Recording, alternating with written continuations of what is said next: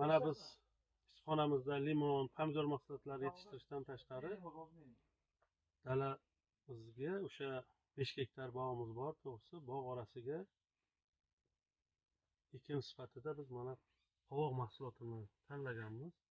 Qovoq mahsuloti o'rtacha 8-10 martlarda dalada qo'yish boshlanadi ko'chatlarni va bu mahsulot yaxshigina daromad beradi.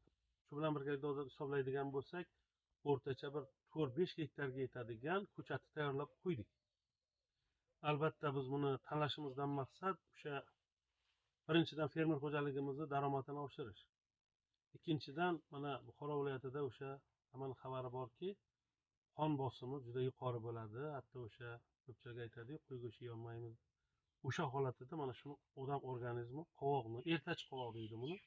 Ertach qovoqni odam xohlab qoladida, bu o'rtacha 6-maydan boshlab pishbida yetishtiriladi.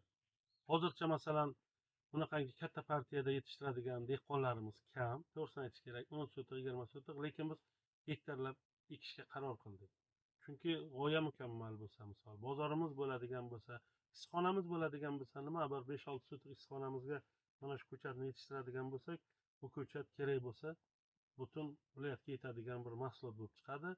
Endi to'g'ri, mahsulotni eksport qilib bo'lmasligi mumkin, lekin xalqimiz dasturxoni to'ladi. Shuni hisobga olib biz hozirda mana shu ertach qovoq yetishtirishni yo'lga qo'yganmiz. O'ylaymizki, mana bu g'oyalarimiz, mana bu biz berayotgan g'oyalarni o'rganib chiqib, respublikamizning barcha viloyatlarida mana shu bizga o'xshab qovoqlarni yetishtirishni yo'lga qo'yib, yoki nafaqat qovoqlarni, shu ertachi ekinlarni dalalarga yetishtirishni yo'lga qo'yamiz deb o'ylaymiz. Chunki biz mana kichkina paketlarga qilmaymiz. Aslida bu respublika bo'yicha 30 grammlik, 50 grammlik, oshib borsa, nari borsa 200 grammlik paketlarga qilinadi. Lekin biz kiloli idishlarga qilamiz.